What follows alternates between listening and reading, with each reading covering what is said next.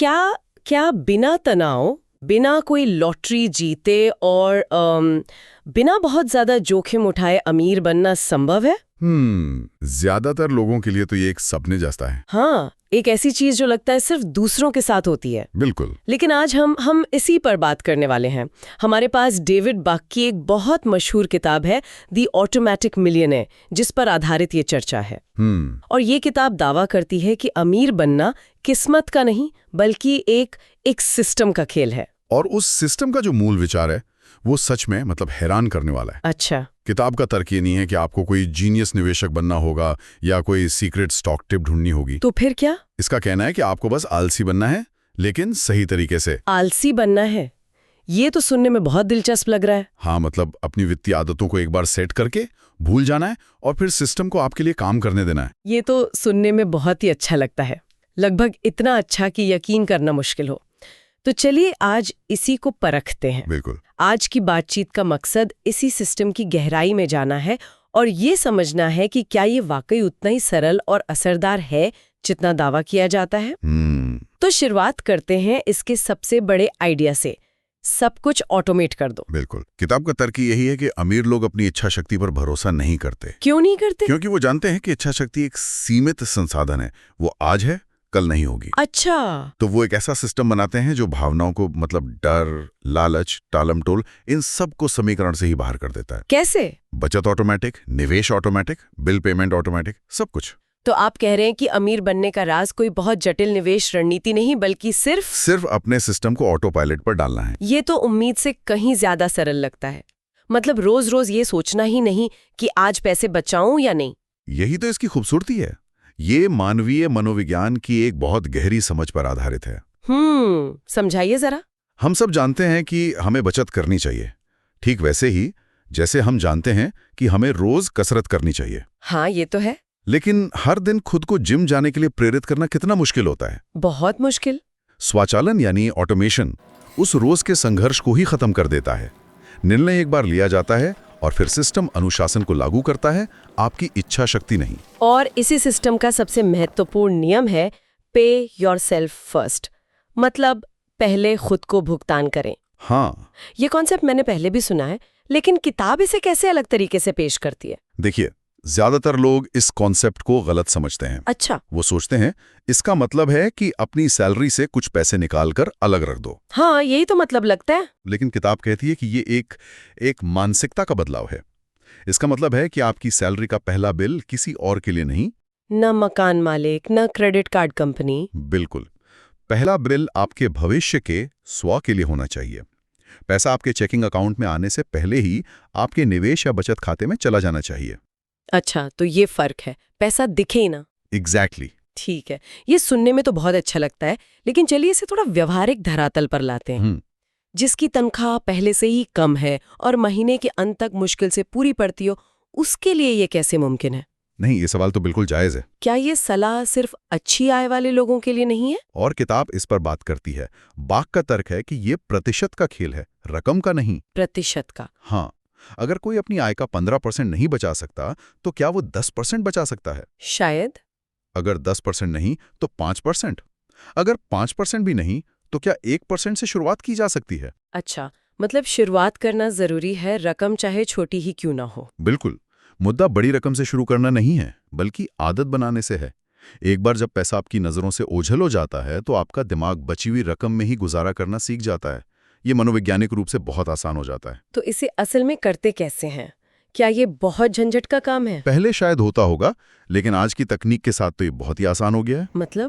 आप अपने net banking portal पर लॉगिन करके कुछ ही मिनटों में एक स्टैंडिंग इंस्ट्रक्शन या एक SIP यानी सिस्टमैटिक इन्वेस्टमेंट प्लान सेट कर सकते हैं। अच्छा। आप बस ये तय करते हैं कि हर महीने की एक तय तारीख को, आमतौर पर सैलरी आने के ठीक एक दिन बाद, कितनी रकम आपके सैलरी अकाउंट से निकलकर आपके निवेश अकाउंट में चली जाए। और बस हो गया? हाँ, एक बार सेट किया और फिर आप इसे भूल सकते हैं। और शायद यही भूल जाने वाला हिस्सा सबसे जरूरी है। बिल्कुल। ऐसा सामने दिखेगा तो खर्च करने का मन भी करेगा। सही कहा। इससे out of sight out of mind कहते हैं।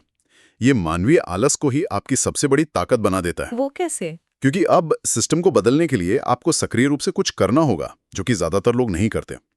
इसलिए पैसा चुपचाप पर्दे के पीछे चक्रवृद्धि ब्याज की शक्ति के साथ बढ़ता रहता है। ये तो बड़े खर्चे और बचत की बात हुई, लेकिन किताब में उन छोटे छोटे खर्चों के बारे में भी एक बहुत मशहूर कॉन्सेप्ट है ना? हाँ, मैं लाटे फैक्टर की बात कर रही हूँ। हाँ, और ये शायद किताब का सबसे विवादास्पद और सबसे ज्यादा गलत समझा जाने वाला हिस्सा है। अच्छा, क्यों?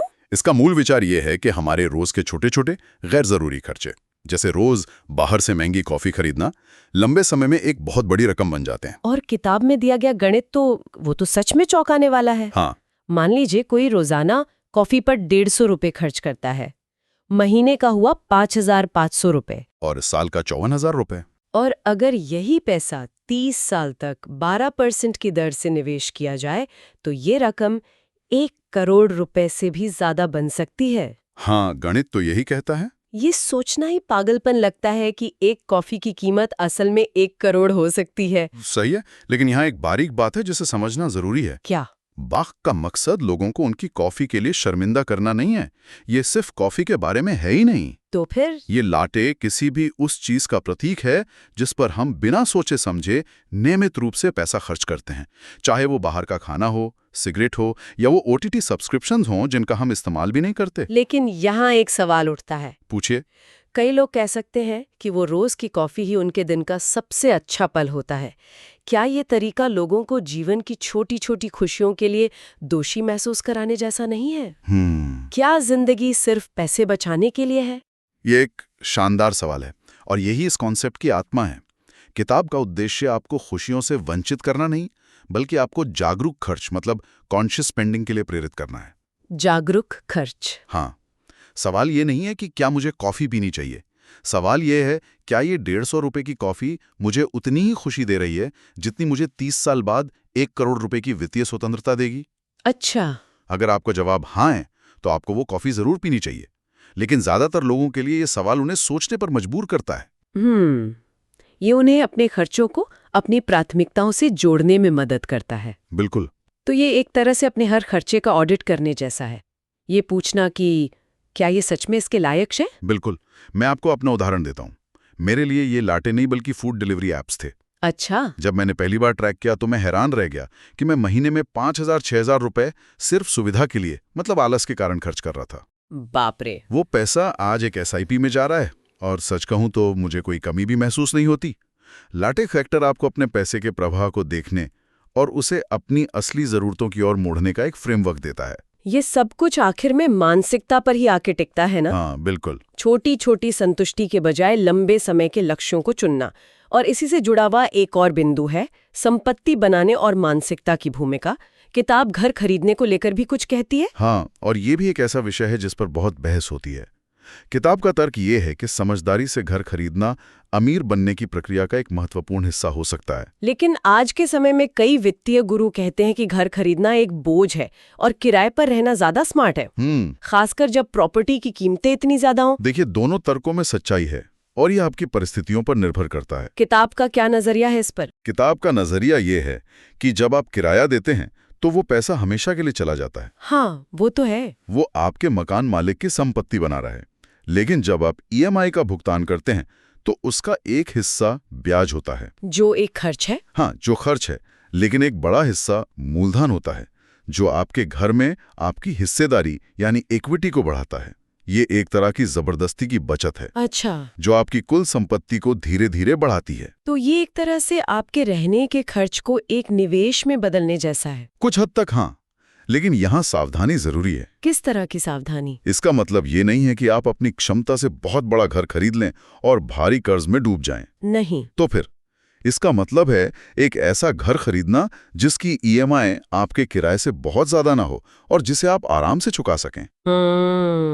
ये सीधे तौर पर उस करोड़पति मानसिकता से जुड़ा है जिसका जिक्र किताब में है। अच्छा। इस मानसिकता वाले लोग दिखावे के लिए पैसा बर्बाद नहीं करते। वे ऐसी संपत्ति बनाते हैं जो समय के साथ मूल्य में बढ़ती है, ना कि ऐसी चीजें खरीदते हैं जिनकी कीमत शोरूम से बाहर निकलते ही आधी हो जाती है। जैसे कि एक महंगी कार। बिल्कुल। और किताब में एक बहुत शक्तिशाली लाइन है जो इस मानसिकता को दर्शाती है। कौन सी? मैं कल का अमीर बनना चाहती हूँ, आज का अमीर दिखना नहीं। यही सार है। यही बिल्कुल हरिश्मी बात है। ये अल्पकालिक संतुष्टि पर दीर्घकालिक वित्तीय सुरक्षा को प्राथमिकता देने के बारे में है। ये समझना कि सच्ची दौलत आपके बैंक खाते में होती है, ना कि उन चीजों में जो आप दूसरों को दिखाने के लिए खरीदते हैं। तो अगर हम इस पूरी बातचीत को समेटें तो ये एक तरह का 5 स्टेप एक्शन प्लान लगता है। हाँ, कह सकते हैं। क्या हम इसे श्रोताओं के लिए सरल बना सकते हैं? जरूर। पहला कदम, जैसा हमने चर्चा की, पे योरसेल्फ फर्स्ट है। अपनी आय का कम से कम 1 घंटे का वेतन हर दिन अपने लिए बचाएं, जो महीने का लगभग 10-15% हो जाता है। हाँ, बिल्कुल। दूसरा, उस प्रक्रिया को पूरी तरह से स्वचालित करें। एक बार ऑटोमेटिक ट्रांसफर सेट करें और फिर उसे भूल जाएं। अपनी इच्छा शक्ति पर ना छोड़ें। बिल्कुल। तीसरा, सिर्फ बचत न करें, निवेश करें।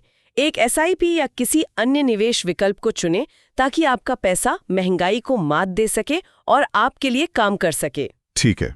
और चौथा, एक आपातकालीन निधि बनाएं। ये आपातकालीन निधि वाला बिंदु बहुत महत्वपूर्ण लगता है। लोग अक्सर इसे नजरअंदाज कर देते हैं। और यही उनकी सबसे बड़ी गलती होती है। क्या होती है आपातकालीन निधि? यह आपके 3 से 6 महीने के जरूरी खर्चों के बराबर की रकम होती है, जिसे आप एक बहुत ही सुरक्षित और आसानी से उपलब्ध जगह पर रखते हैं। जैसे कि एक सेविंग्स अकाउंट या लिक्विड फंड में? हाँ, यह आपके पूरे वित्तीय सिस्टम के लिए एक सेफ्टी नेट है। Safety net? हाँ, जब जीवन में कोई अप्रत्याशित घटना होती है, नौकरी चले जाना, कोई मेडिकल इमरजेंसी, तो लोग घबराकर अपने लंबे समय के निवेश को तोड़ देते हैं, जिससे उनका पूरा प्लान पटरी से उतर जाता है। बिल्कुल। एक आपातकालीन निधि आपको ऐसा करने से रोकती है।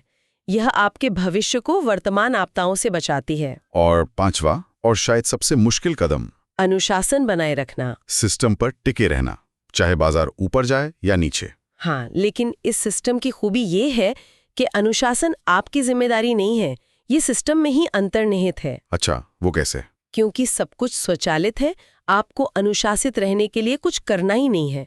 आपको सिस्टम से हटने के लिए सक्रिय रूप से प्रयास करना होगा। यह आलस को आपका दोस्त बना देता है। यह एक धीमी लेकिन निश्चित प्रक्रिया है जो बाजार को टाइम करने की कोशिश करने के तनाव से कहीं बेहतर है। तो द ऑटोमेटिक मिलियनेयर का सार ये है कि अमीर बनना कोई रॉकेट साइंस नहीं है। नहीं है, बिल्कुल नहीं है। ये बजट बनाने या हर पैसे का हिसाब रखने की जटिलता से भी परे है। ये बस कुछ सरल, शक्तिशाली सिद्धांतों को एक ऑटोमेटिक प्रणाली में डालने के बारे में है, और वो प्रणाली आपके लिए आपके बिना ज्यादा सोचे लगातार काम करती है। बिल्कुल। ये धन बनाने की प्रक्रिया का एक तरह से लोकतंत्रीकरण करता है। ये इसे हर उस व्यक्ति की पहुंच में लाता है जो एक अनुशासित प्रणाली बनाने के लिए तैयार है, चाहे उसकी आय कितनी भी हो। ये हमें एक बहुत ही स्पष्ट और कार्रवाई योग्य रोड मैप है। तो आज की हमारी इस गहरी पड़ताल से एक बात तो साफ है कि वित्तीय स्वतंत्रता हासिल करने के लिए जीनियस होने की जरूरत नहीं है। नहीं, बल्कि एक सिस्टम बनाने और उस पर टिके रहने की जरूरत है। सही कहा। और ये हमें एक बहुत ही विचार उत्तेजक सवाल पर लाकर छोड़ता है। क्या? अगर ये प्रणाली इतनी सरल और इतनी प्रभावी है, तो फिर ज्यादातर लोग इसे लागू क्यों नहीं करते? वो सबसे बड़ी मनोवैज्ञानिक बाधा क्या है जो हमें रोकती है? सोचने वाली बात है। क्या ये तत्काल संतुष्टि की हमारी गहरी इच्छा है? मतलब आज की कॉफी कल के करोड़ से ज्यादा आकर्षक लगती है? हो सकता है। या क्या ये कुछ खोने का डर है, जिसे फियर ऑफ मिसिंग आउट या फोमो कहते हैं, कि कहीं कोई और हमसे ज्यादा तेजी से अमीर ना बन जाए? ये भी एक कारण हो सकता है। या फिर ये बस पुरानी आदतों को बदलने की जड़ता है, क्योंकि जो जैसा चल रहा है उसे बदलने में एक मानसिक ऊर्जा लगती है। शायद इस सवाल का जवाब ढूंढना ही वित्तीय स्वतंत्रता की ओर